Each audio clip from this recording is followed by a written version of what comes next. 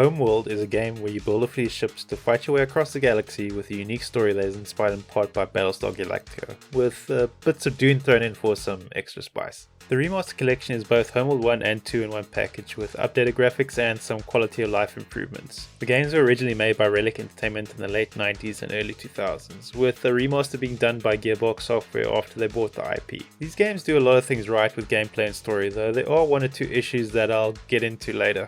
Before I get into that, let's talk about the technical stuff. The game runs pretty well, with only 1 or 2 crashes during my entire playthrough, which is more than I can say for the ships that were following my orders.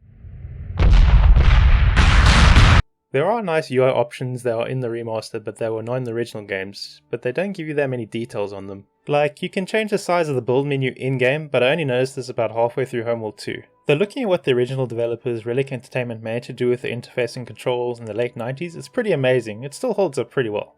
It would have been easy for them to mess with the controls and make it super complicated, but they somehow managed to make moving ships in 3D space fairly painless. Don't get me wrong, there is a learning curve to getting a handle on the controls, but once you get into using formations, control groups and how to move in 3D space, it all clicks together quite nicely. You'll be going in and out of the tactical view like a professional pretty quickly, and maybe get a little addicted to hearing that zooming in and out sound effect.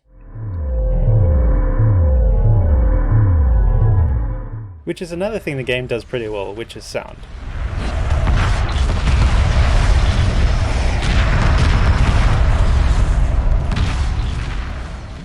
It gives you the vibe of a nomadic culture in space, which is pretty appropriate since the game takes you halfway across the galaxy. Another thing I liked were the updated visuals for the Remaster Collection, which really sells the scale of the ships, though it's not only on the big side of things that the game impresses. If you zoom in on the different ships, you get to see them in all their intricate glory, which makes the battles worth watching play out even if you are losing half your fleet. And it only gets better in Homeworld 2, more scale, better detail on the ships, which makes it a joy to watch. Another thing I enjoyed watching were the well-made cutscenes. They were great at setting the tone for each mission. Okay, let's talk about gameplay. At the start of the game, you're going to get a basic tutorial, but you're going to have to figure out a lot by doing it and messing up, which reminds me of Nexus a little bit, though in Nexus you usually failed on your first try of a mission because you had the wrong ship loadout. In Homeworld you're going to fail because you made mistakes in the mission, or the game's going to have a sudden difficulty spike. Oh no. You will mostly have everything you need at the start of a mission, which are resources you can get your collectors to mine from asteroids or destroyed ships, your typical RTS stuff. Get enough resources and you can build ships to take on the enemy with. Just throwing your ships against the enemy without any tactics will wipe out your fleet pretty quickly. Trust me, I found out the hard way. Another thing the game does a little different is that your forces carry over to the next mission. So if you manage your fleet well during missions and don't take too many losses, it's going to get bigger every mission, which makes completing them easier. Nice. But the opposite will also happen if you lose too many ships in every mission, which might result in you getting stuck later in the game. This feeds into the way the game wants you to play, which is both tactically and strategically. You're not just thinking about your current mission, but the next one, and trying not to waste too many ships.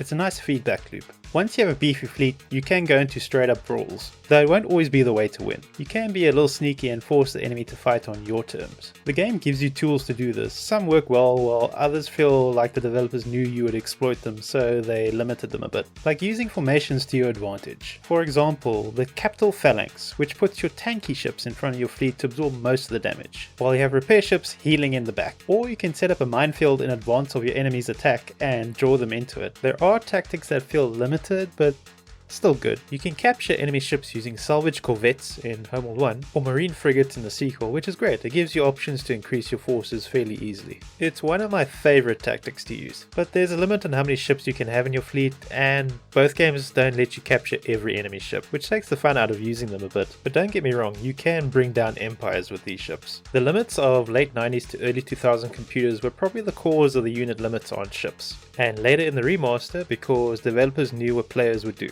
which is capture every enemy ship they could to create a massive fleet. It would break the game a little, but I think they put the brakes down a little too hard, because I barely used the option to capture enemy ships later in both games, since I couldn't increase the size of my fleet, and the risk of sending capture ships to their death was too high. I think there are ways the developers could get around this. If they want the fleet size limit, that's fine, but give me something for capturing the ship, like sending it to the mothership to be broken down for resources, or turn it into a fire ship where you fill it with explosives objectives and just send it full speed into the enemy fleet to do some damage. Don't just have the capture ships hover over the enemy ships not knowing what to do with it. Okay, back to the good stuff the games do, such as letting you outmaneuver the enemy to counter them. Because if you get this right, you'll have a much easier time taking on enemies, and missions that seem impossible at first will become doable. Like this one mission with a ghost ship that can capture your ships if you get too close to it, that also has a large fleet defending it. It seems hopeless at first, but your smaller ships aren't affected by it. If you can get a salvage ship to dock with it and then get it back to your mothership without being destroyed, you can deactivate it. So you draw the enemy fleet away outside the range of the ghost ship's capture field, which gives your smaller ships a chance to do their thing. It's pretty rewarding figuring stuff like this out. But there are times when the developers went a little overboard, because some missions in Homeworld 1, but mostly Homeworld 2, go a little crazy with the difficulty at times. That's my opinion, of course. You may like those missions as they will test your tactical skills to the limit.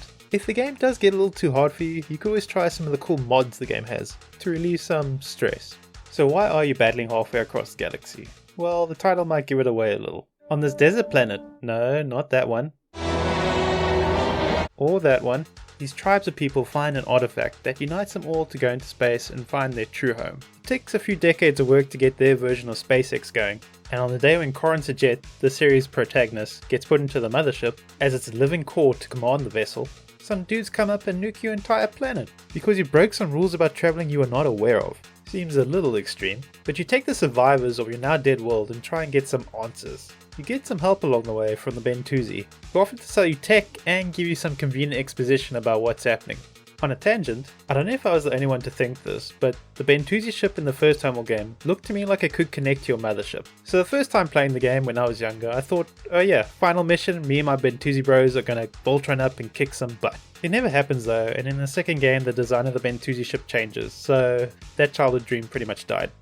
Okay, back to the story.